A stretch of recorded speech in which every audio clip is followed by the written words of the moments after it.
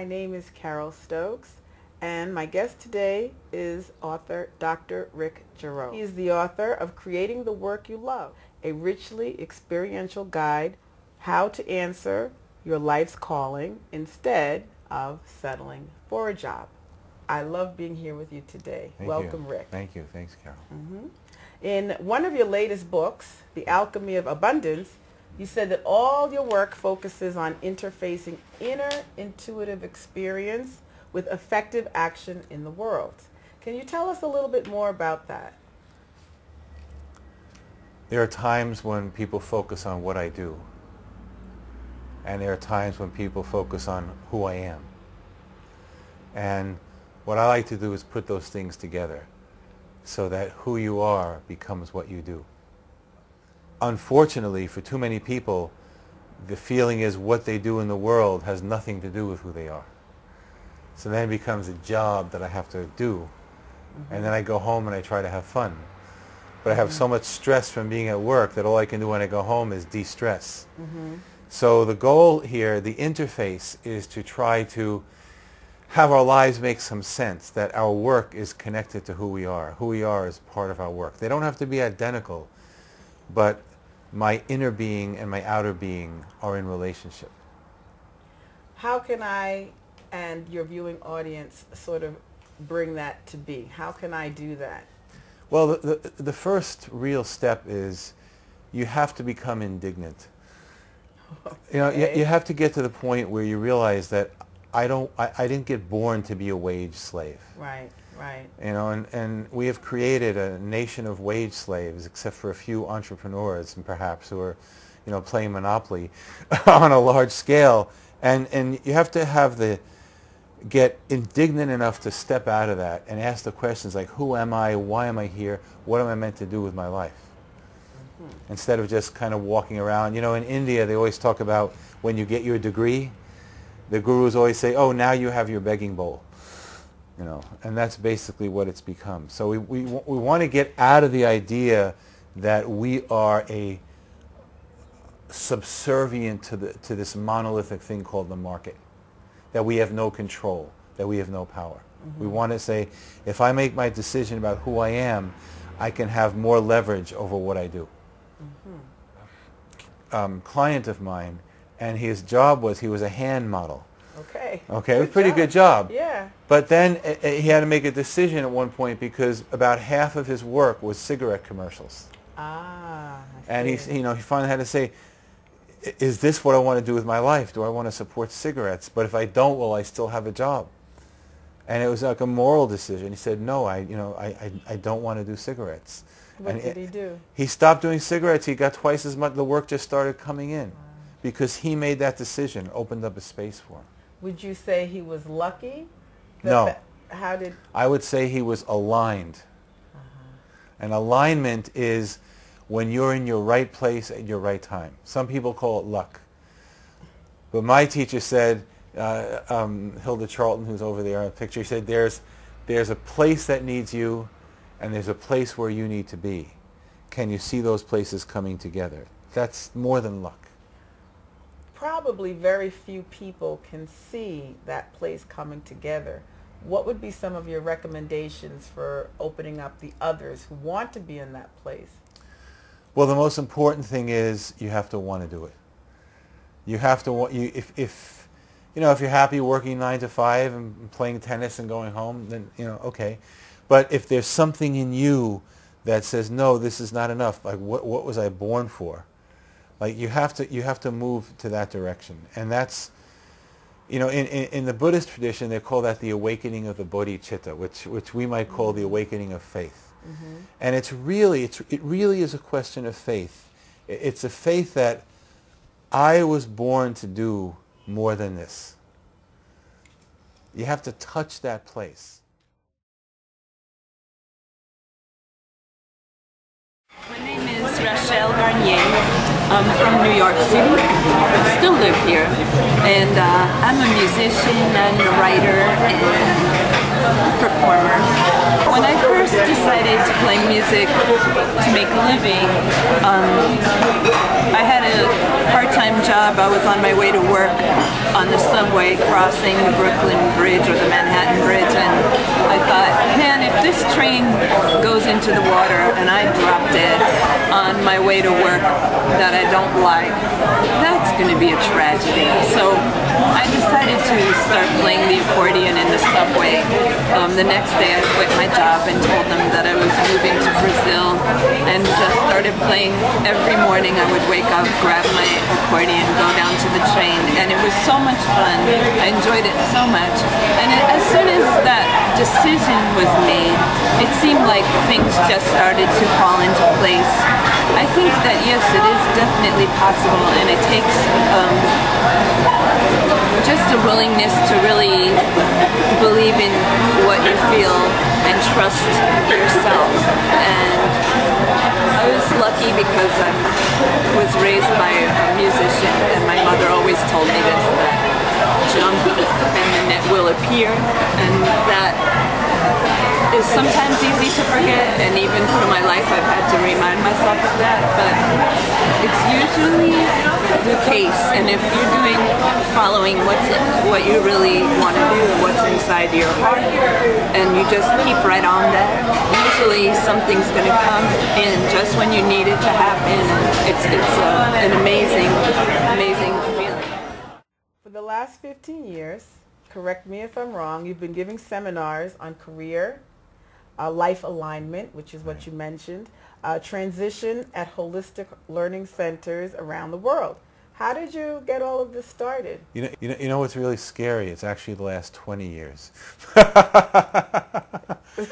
my friend Laraji says, time flies when you're having none. This is a beautiful thing. How do you do it? You asked the question. How do you get on this career path? Most of us in this culture are extroverted. Mm-hmm. So the way it usually happens is you have to find somebody who inspires you. Mm-hmm. This is called the mentor. You have to find somebody who's doing something that you might like to do, and you hang out with them. So in my case, I found people who really inspired me. They were both in the New York area, and I went to their classes. I stayed with them. Mm-hmm. And it was through their efforts and through working with teachers and mentors that I was able to step into my own power. Wow. So really, the traditional way of learning any career is apprenticeship.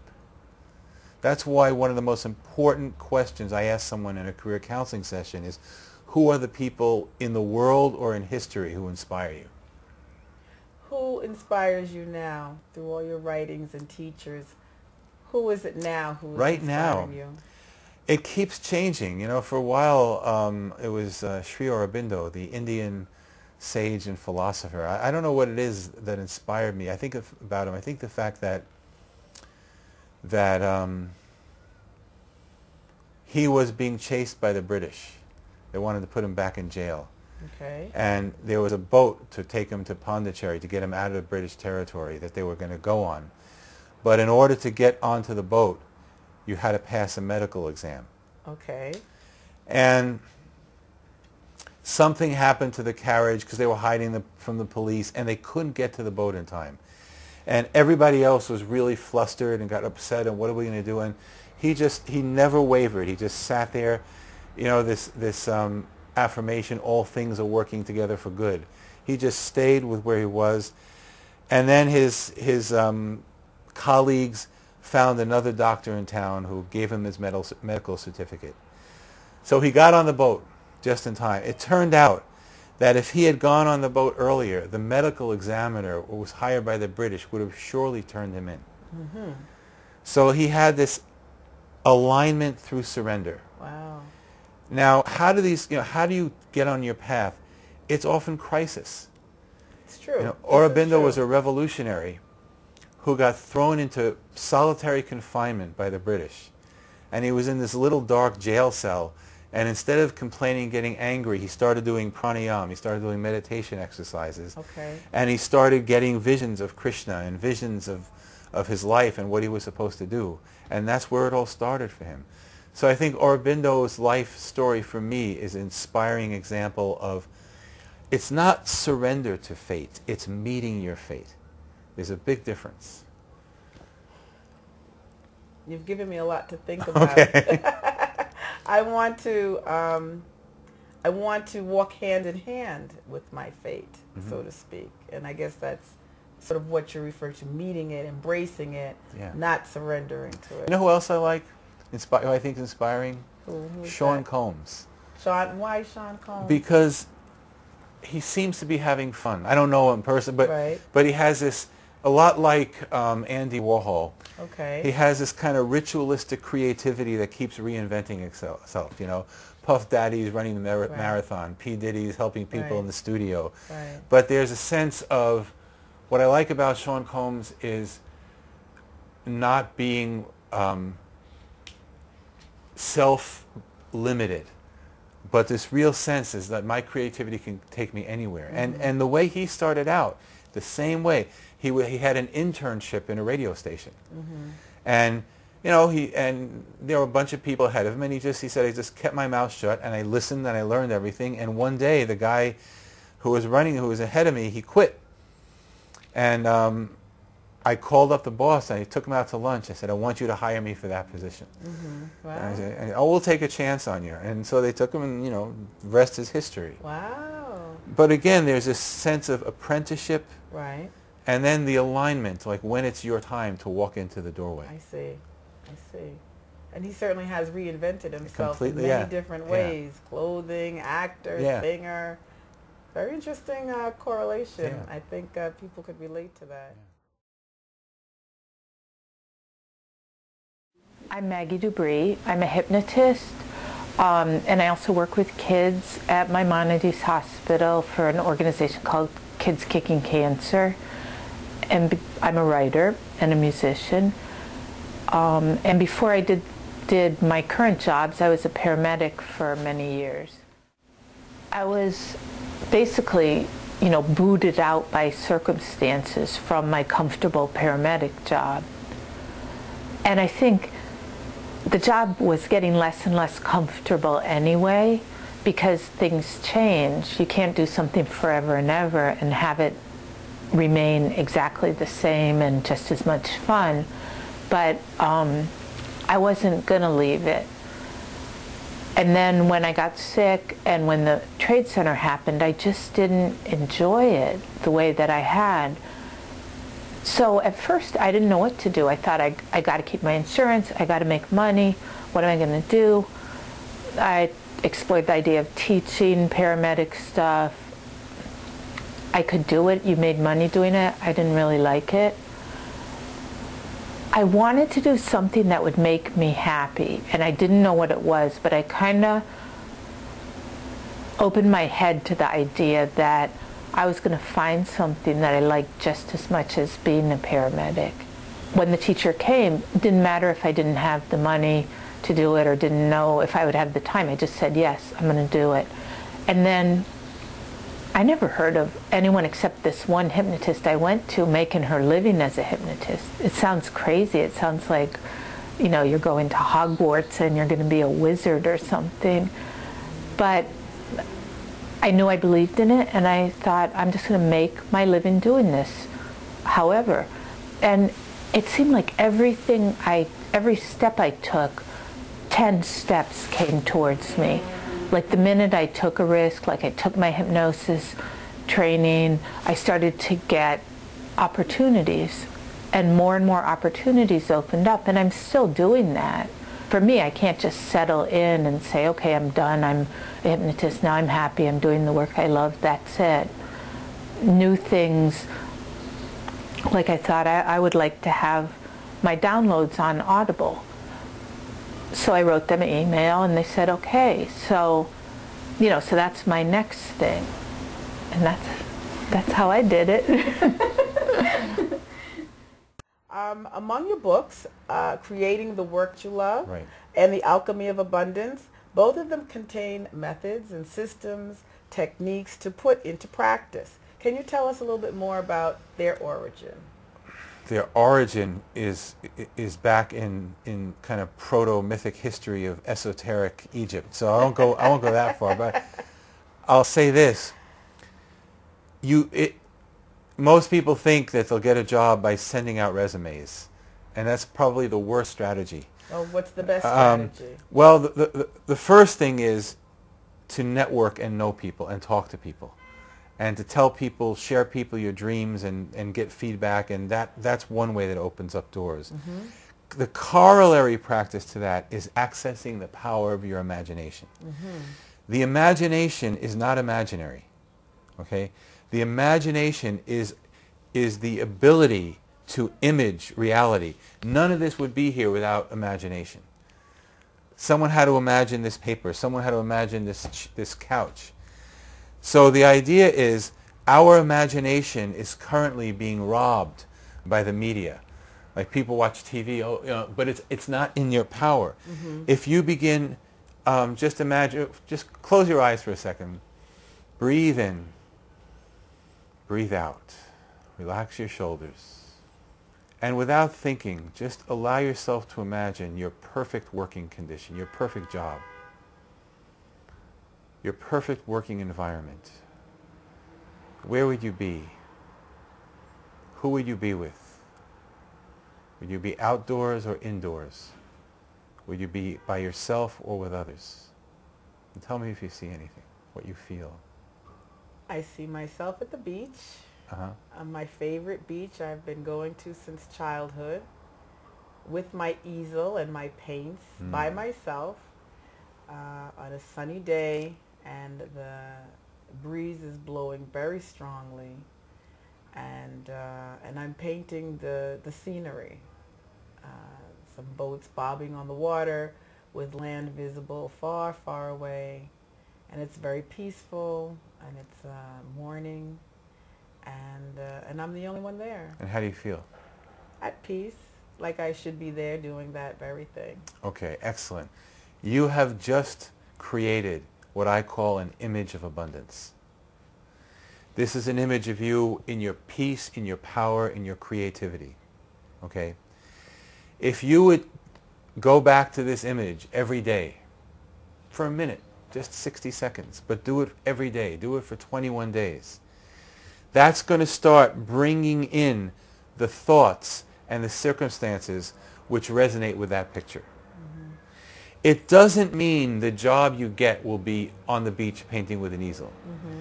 What it means is you're opening up the possibility to create a working situation that is resonant with you painting at an easel.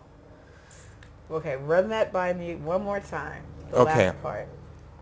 It doesn't mean the vision in the imagination is not necessarily the literal thing. Right. But it's the energy that is most close to your power and your soul. And it starts to put out a job that will resonate with that energy. What does it mean? Maybe you'll get a really good job working 2 days a week for a lot of money and you spend 3 days a week on the beach. Right, I understand. Something like that. Mm-hmm. So it's not that we're looking for the perfect job. Right. Because that's kind of like trying to find the perfect partner. You know, right. But most of us, instead of using our imagination to look at the positive flow of our life, spend our imaginations in fear. What if I get the swine flu? You know what?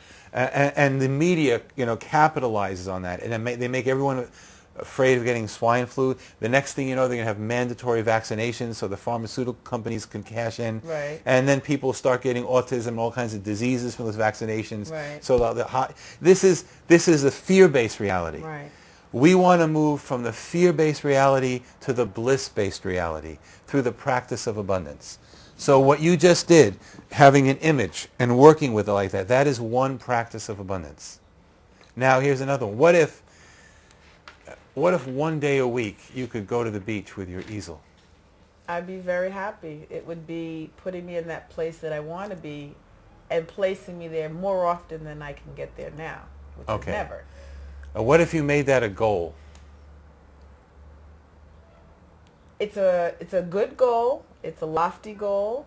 However, it's an attainable goal. It is. Because I can sort of rework the situations that I have, the 9 to 5 things that I do, to fit that in. I could probably do that if I worked on it hard enough and long Or enough. you could start doing it, you start like once every season. Okay. And that establishes the energy. What we call in manifestation work, that establishes the elemental. Mm-hmm. Okay, I'm not just imagining I'm on the beach, I am on the beach. Mm-hmm, mm-hmm. And then the more you stick with that, that starts to develop its own energy. Mm-hmm. Because whatever you love, whatever you're passionate about, has much more energy than what you're not interested in. Wow, that's I can see the concept very clearly. And I can certainly start to put into practice what you're saying by everyday visualizing. That's an easy task for most people to try to do that. And that makes sense, at least once a season, and then it builds itself up. It's like a seed. It sort of, takes root in you, and yes, these are three. I'll give you three. What I call them practices of abundance. You can do. One is the image that we just did. Another one is, even if you can't get to the beach every week, you do something every day that establishes your passion and your energy in the world. It can be watering your plants, be writing your congressperson. It could be washing your car if you love your car. But something, you're not doing it for them. You're doing it for me and the universe. All right. The third thing is to begin to open the mind to the greater possibilities through affirmations. As opposed to just saying, oh, I'm wondering if I'm going to get the swine flu. You could say something like, I have a perfect work and a perfect way. I do perfect service for perfect pay. And now, the rhyme goes into the unconscious. I have a perfect work and a perfect way. I do perfect service for perfect pay. I think John Rogers first said that. And the unconscious begins to work with that, because the unconscious is actually the motor that is creating. And we want to get on board with that motor. Right. You give someone a food for thought to think about, and everything you say makes perfect sense. It's just a matter of thinking that way, like taking in what you're saying. I see that these are the lessons that you teach, and when you have your workshops, this is sort of how you get your audience to think in these larger, out-of-the-box sort of concepts. So the question is, why don't we think that way? And the reason is because 95% of the population is thinking this way. 95% of the population is running around in fear, unconsciousness, eating unhealthy food, having crazy schedules, oppressed and exhausted by the global capitalist machinery, and thinking there's nothing they can do about it. So this gets back to the mentor. You need to find someone or something who you can anchor in, who says, oh, that's how to do it.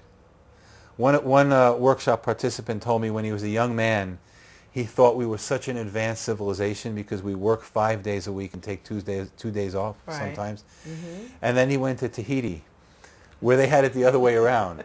They work 2 days a week and take 5 days off. So, oh, there's another way to do it. Mm-hmm.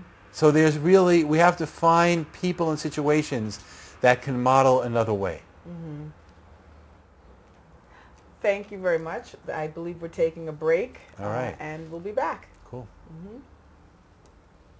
Access to public access. Public access is one small arena in which people are able to still be a public and form public opinion and make public opinion in public.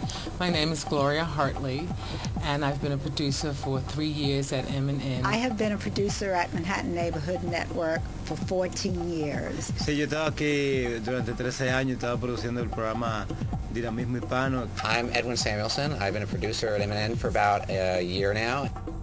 This is the best access center in the world, right here in New York. New York is a melting pot, and M&N is part of that melting pot.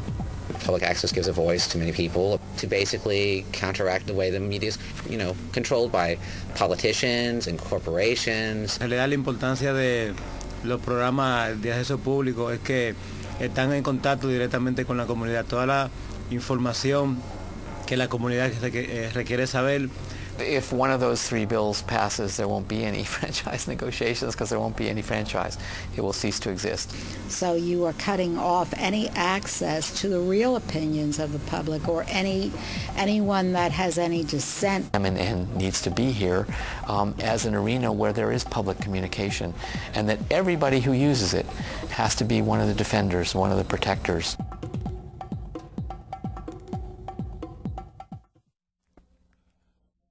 It can be very challenging, and the way that our culture is set up is challenging. You know, it's much easier in a way, a certain way, easier to, you know, have security and go to work and know where your next paycheck is coming in. And sometimes I can get like, oh, I wish I had this a little more, but the truth is I have to come back and trust that things will arrive and happen the way that they are meant to happen. As long as I'm aware of what I'm doing and respect it. It's really good. Rick, what do you think about the present economic crisis that we're in? What does it say about our spiritual evolution? In the long run, I think it's a good thing. In the short run, it's obviously painful. But it's absolutely showing people that we've been living the wrong way for too long of a time. My hope is that it's going to allow some people to jump off the money train, which is the debt train. And one of the first things I advise my clients, I said, no, if you really want to practice abundance, get out of debt. Because debt is a constant kind of scarcity thing on your head. So we manufacture money. We all know we manufacture money that we don't have. We try to create need in people that people don't need. And I see this crisis as the tree is shaking, you know, and the stuff that falls off has to fall. And hopefully it will help us live more simply, right, live more cooperatively with others, live more sustainably. Do you think that more people will, as you say, get off of that business track and maybe find themselves because they're opening businesses or doing things that they want to do? Yeah, because there's nothing wrong with business per se. It's not the business track. It's the track of living for profit instead of prosperity. I make a big distinction between profit and prosperity. Big difference. Yeah. Profit is coming from scarcity. I don't have enough, so I always need more. I have to figure out how to get more. Prosperity is fullness. Everything is full. People are taking care of themselves and their families and their communities and their land. That is the kind of prosperity. Prosperity is for everybody. Have you given any thought to adding this piece in your seminars? That I am. I call it Manifestation in Time of Meltdown. Because this is the time when we can find out if these principles really work. Because this is a time when people are possessed by fear. Oh, what am I going to do? And panic.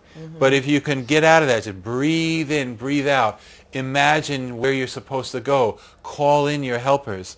You know, find that the job market is much more fluid than you could have imagined. So you think ultimately this is going to be just a thing that the country is needed for a long time? I think this is a wake-up call. It's like somebody getting their first heart attack. You know, you don't want to get the first. Attack. Well, I have a friend of mine who's a consultant. He says I only speak with people after their first heart attack, because before that they're not ready to listen. It kind of makes sense. After the first heart attack, they stop eating saturated fats and trans fats and high fructose corn syrup and all that. Well, maybe we'll stop doing that psychically and economically as well. Flooding the market with things that we don't need because we don't know what else to do. Well, maybe because we didn't spend our monies wisely in buying just sort of the things that we need, and we went overboard buying all of this extra luxury. Well, the question is why. The question is why. We have to look at the market psychologically. It's not, people talk about the political mechanisms of oppression or the economic or social mechanisms, but psychologically, none of this would be here unless on some level we needed it. So why are so many people scurrying around like chickens without a head, chasing the money? You know, why are they doing that? Could it be because they're afraid of being with themselves? Mm-hmm. And what would happen if it just stopped for a minute? You're saying sort of like, why is there a frenzy around the latest Cabbage Patch doll? Yeah. Or the latest the MP3 player, or things like this, these sort of material things? Well, it's interesting. If you look at the deepest frenzies, like where the greatest, they're around fear. Swine flu, market crash, war.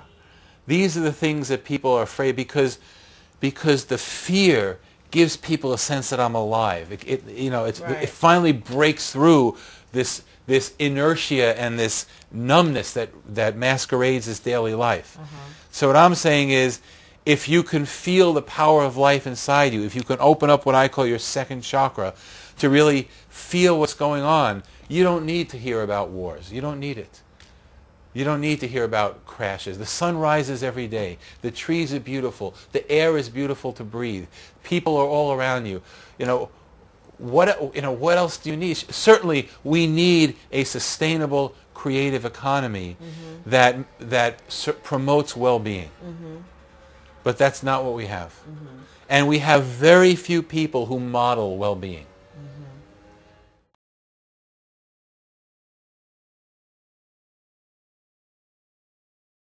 I'm Alan Steinfeld, and I've been doing the program New Realities at MNN, Manhattan Neighborhood Network, for about 15 years.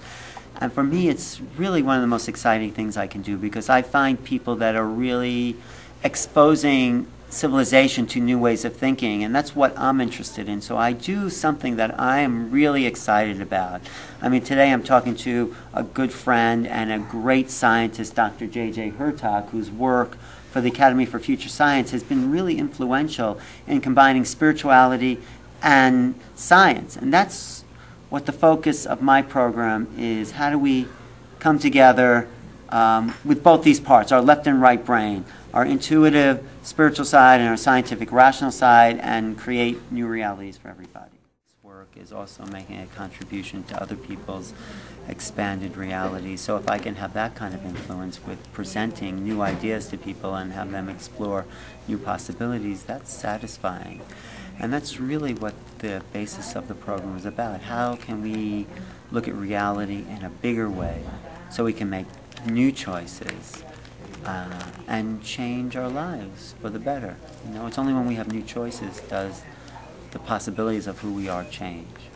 I think it takes a long time to find the work you really love. I think you have to explore many options, go down different roads, and see what resonates with you. And then you have to just follow your passion, your bliss. And it may not look like there's money involved or anything, but I think if you do follow what you really enjoy doing, you'll be rewarded in other ways than just financially, although that will come. But you have to do what you love, or else what's the point? How are your seminars, because you go all over the world, how are they different in the different countries, say in Italy or in Germany or in Poland? How do the people receive your message? Well, Italy is very different, because Italy, the issue is not so much work. Italy is more aesthetic. The manifestation workshops do better than the career workshops in Italy. Poland, Eastern Europe, they've had such hard times that they're focused on climbing out of them. And it's interesting, the former communist countries, they're very good at working with each other, but they don't have the tradition of individual initiative. Right. So there's a sense of I can't do anything, so you have to push in that direction. And is it that they're hoping that the government... Well, that's how they came out of. I mean, they know consciously the government won't do anything, but there's still this idea, do I have the power to get up and do something new? So they must be struggling with that. They've been struggling. I see.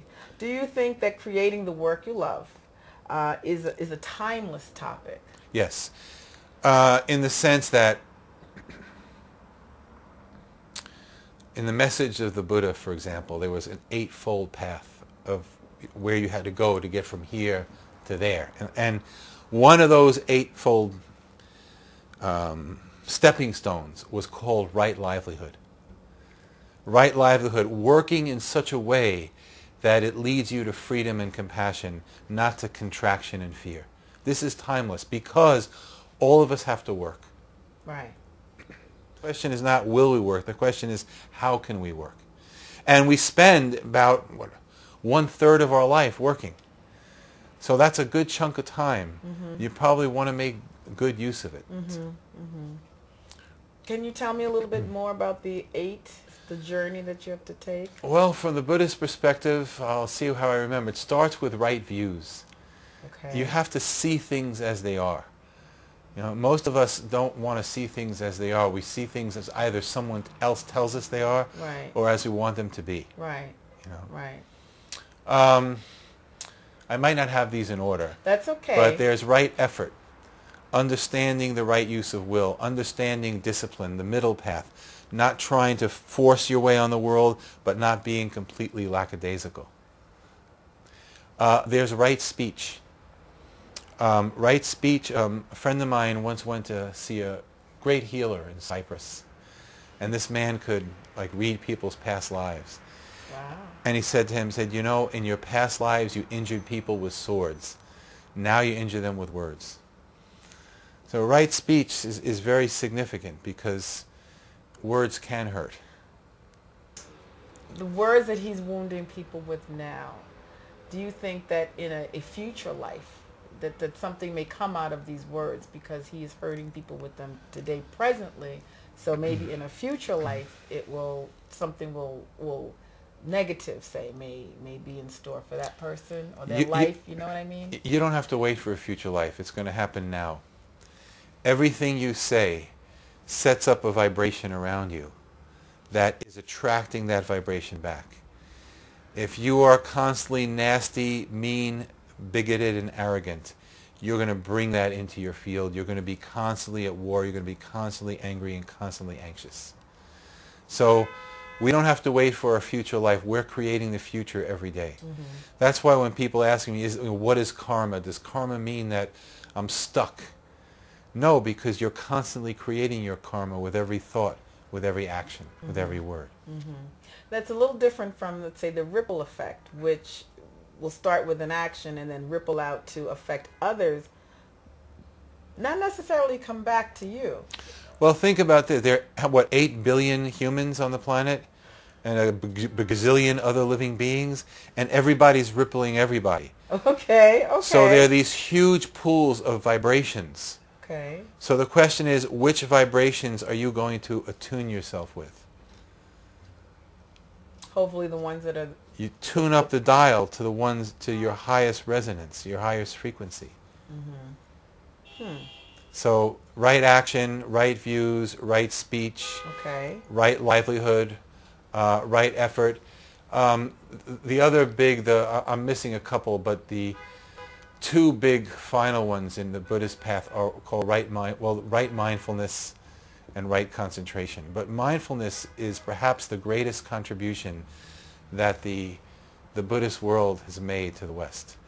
You know, how so? Can you explain a little? And for the West, the greatest contribution is our innovative social revolution. Mindfulness is the awareness, is the ability to be aware of what you are doing in the present moment. Okay. To be so present to everything and everyone that life becomes amazingly rich. You know, and when your life becomes amazingly rich, if you have the richness drinking a cup of tea, you don't have to go out and buy 10 bottles of champagne. Mm-hmm, mm-hmm. If you have richness walking barefoot on the earth, you don't need, what did Imelda Marcos have, 2,000 pairs of shoes? Something like that. Yes. Yeah, you know, when you have richness with your family, you don't need to constantly go out looking for other people. True. So the richness, we think the richness is going to come from accumulation, but all the accumulation does is weigh us down. Now notice, from a place of mindfulness, there's nothing wrong with having nice things. You can appreciate nice things. You can develop a relationship with nice things. But if you really pay attention to nice things, as Mike Krzyzewski, the coach of the Duke University basketball team, says, how many sweaters do I really need? Right, right. You know? The old cliche, you can't take it with you. So, right. For me, it's just really exciting. Meeting people, finding out who they are, doing the filming and the editing, and it's a whole process. Each step is exciting in that way. Would you say you're doing the work you love? Are you excited by it? I'm very excited. I'm excited because we have someone like yourself in the world media who's looking at the delicate questions as to why are we here on this planet? Where do we go with all of the breakthroughs in science and education? Why we must work together as a team to work, as it were, in building a universal media where people in Africa and Asia and South America can share in the data that's now coming aboard Mother Earth from our satellites and from our space program and from our program of consciousness development. So you personify, in my opinion, one who's pushing the envelope to a whole new type of a global mind, a global education through the media. Because you're not doing work you love, you're doing work that you're compelled to do. There's a point of education to which you go beyond the professional side and work with what I call the human imperative to help the human race. So, is this what you're? What about you? Well, personally? It's basically a university without walls. It's a camera without legs that goes in any direction of the eye of experience. But your personal mission, why are you doing what you're doing? I'm doing this because I have a fantastic love of the divine spark in all humanity. I see God in the face of everyone I talk to. And to quote the Gospel of Thomas, I see the importance of realizing that the spirit of the Christ figure is embedded within each human heart, and the heartbeat is the whole mystery of life that has to be explained along with the purely physical science. But why do you personally do it? You travel around the world, you give seminars, he's written this amazing book. What compels you personally, like, to get up in the morning and do your research? It's the visualization that we as a humanity are coming together in the 21st century to embark upon a whole new venture into the next phase of development, which is to put together a unification of the human race. But I want to get personal. Why personally do you do what you do? I do it because I've had personal experiences of what I call the mystical vision of seeing there's no separation between science and the spiritual, the East and the West, the North and the South. We are all in what the Spanish call the La Paloma, the dove of life. But are you driven? It seems like you're driven to do your work. I'm inspired as a result of seeing that we are all connected. Dr. Hertak and his wife are welcomed all over the planet because of the work they do. It's been received publicly in every country around the world, the Keys of Enoch. And how does that make you feel when your work is received? I feel very honored. And my students throughout the world, I can just show some pictures here, have put our ideas to work where we teach people how to visualize how we are connected with the dolphins, how we are connected with the tree of life, and how the tree of life, which is the mystical symbol of all science and all spiritual knowledge, converges on the horizon of new opportunities. But I'm getting at, is it satisfying for you, or is it just the way it's supposed to be? I mean, do you get personal satisfaction?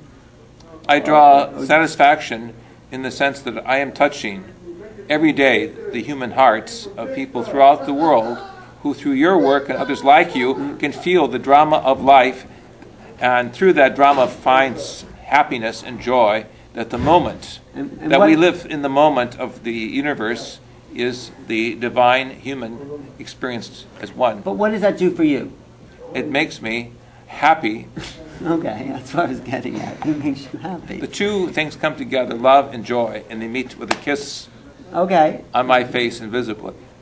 Thanks. He is totally doing the work he loves to do. I mean, he doesn't have a choice. He's just out there every day. And I know him personally. He's researching, he's living this work. There's no separation between your life and your work, and that, I think, is the best. How am I able to always be in the moment with all the stressors of everyday life? You know, it's time schedules, subways, buses, your job, your boss, your whoever you work with, your children. How can you always keep yourself in the moment like that? You can't, but you already are. So the link, which is the crucial thing, the most vital thing, is breathing. To pay attention to your breathing from morning to night, to never lose your rhythm. Is it worth losing your peace? Is it worth losing your rhythm to run after the bus? No, it's not worth it. You know, it's never worth there it. There'll always be another bus. Another way to really open to the moment, and I know this sounds cliche-ish, but it's really true, is by developing the attitude of gratitude. I'm standing on the corner, I'm waiting for the bus that isn't coming. Am I grateful, or am I... I'm grateful for the fact that I'm here and I can breathe and I can see the air and the clouds. I see what I'm grateful for being here. I'm grateful I have this chance today to meet you. I'm grateful for these beautiful flowers. And now here's an interesting though. That's like the easy stuff. When you really get good at this, you, as a practice, okay, it's not, you can't do it automatically. You start being grateful for the weather. Whether it's hot, cold, rainy, and then you say, oh, I remember when I started to appreciate the winter. I used to hate the winter. Get all bundled, I can't. The minute you open up to it, there's this new richness that comes in. So mindfulness is achieved through breath, relaxation, gratefulness, not trying to do too much, and having the pride and self-worth to whatever you do to do it really well. Like, here's an interesting thing. It's not just the work I love, like sometimes that gets misinterpreted as some romantic notion, I'll get this great job. Right. How many of us are able to do the jobs that we have 100% and give it all of our attention, all of our love? Very few, because everyone's in such a hurry. Or things have to be mass produced. I work one-on-one with people and in large groups also. And sometimes in my role at work, I have, one person is asking me this, another person is asking me that. And it's very difficult to keep yourself focused on first answering everybody's questions, and how can you keep the stress level down, even in trying to please these various people, these various pulls on you, all in the same moment, through breathing, through just knowing that that you'll get through it. How do you deal with a situation like that? Okay. Human life is imperfect. Right? You can never please everybody. You said that again. You can't even please one person. A kid, they're never happy. So at some point, we have to stop being the people pleaser. We have to create a boundary and create really healthy boundaries, not to isolate ourselves from others, but to give us the strength that we can go out into the world. I think this famous Rabbi Hillel said, if I'm not for myself, then who am I for? So this idea of abundance is not being a martyr. Imagine a well with 12 buckets around it. If those buckets are filled up with water, you can give from those buckets. But when those buckets are empty and you start giving from the well, you get depleted. Wow. Interesting. And that is not goodness. That is not altruism. Okay. That is a form of scarcity. It's saying, I'm not good enough. I'm only good if I destroy myself to help the company or to help this, that kind of thing. And my sense is the days of martyrdom are over. We don't need them. We don't need martyrs. We need whole, relaxed, well-being people.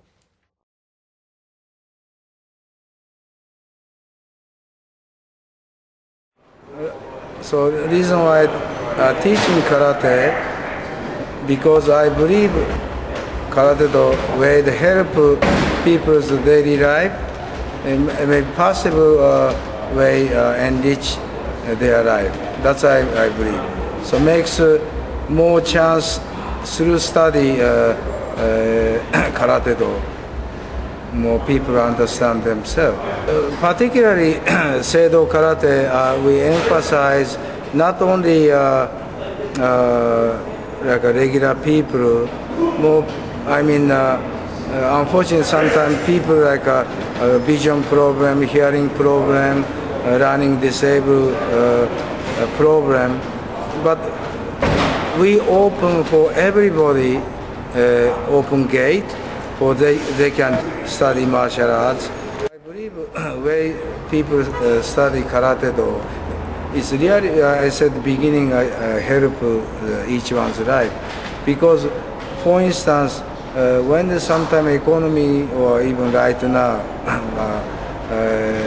economically worldwide is crash, and so many people losing their job or difficult living condition.